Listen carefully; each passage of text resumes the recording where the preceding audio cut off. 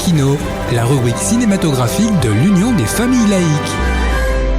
Avec Alain Defremont. Bonjour, vous êtes à l'écoute de Laïkino avec Frédéric et Alain, vos serviteurs, pour la chronique cinématographique de l'UFAL. Bonjour Alain. Bonjour Frédéric. Aujourd'hui, place à un genre de cinéma qui n'est pas en première ligne, le documentaire. Oui, ce sont en fait des films qui sont des témoins du cinéma social. Oui, après le rêve, le cinéma va s'attacher à représenter le réel, et souvent dans sa forme sociale. En 1920, en Allemagne, la crise économique va s'incarner dans les films de Murnau, Le Dernier des Hommes.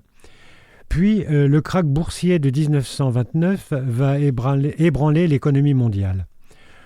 Aux USA, King Vidor, avec Notre pain quotidien, en 1934, va mettre en scène un couple de chômeurs tentant de monter une coopérative agricole avec un certain espoir. À l'opposé, John Ford, en adaptant le roman de John Steinbeck, Les raisins de la colère, va dénoncer les ravages du libéralisme avec un grand pessimisme. Charlie Chaplin, lui, va représenter un monde en pleine transformation avec Les temps modernes en 1936. Un courant progressiste se développe aux USA, mais est stoppé par le macartisme dès la fin des années 1940. En France, ce sera l'arrivée de Jean Renoir en 1936 avec Le crime de Monsieur Lange, où l'on voit des ouvriers reprendre l'exploitation d'une entreprise d'un patron porté disparu sous forme d'une coopérative. Cette même année sortit le film de Julien Duvivier, La belle équipe, dans lequel 5 chômeurs ayant gagné à la loterie vont s'associer pour monter une guinguette. L'Italie nous donnera 2 films importants, La terre tremble de Luchino Visconti en 1948, qui est une chronique de la vie des pêcheurs siciliens et de leurs familles.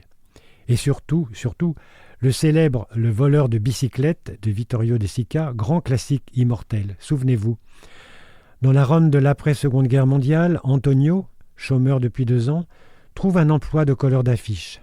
Malheureusement, il se fait voler sa bicyclette, outil indispensable dans le cadre de son nouveau métier.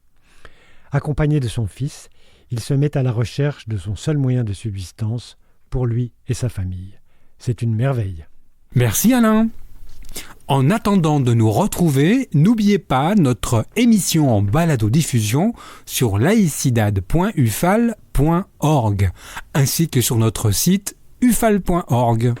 Pensez aussi que nos activités ne sont possibles que grâce à vos dons et vos adhésions. C'était Alain et Frédéric sur Laïkino. À bientôt. C'était Laïkino, la rubrique cinématographique de l'Union des familles laïques.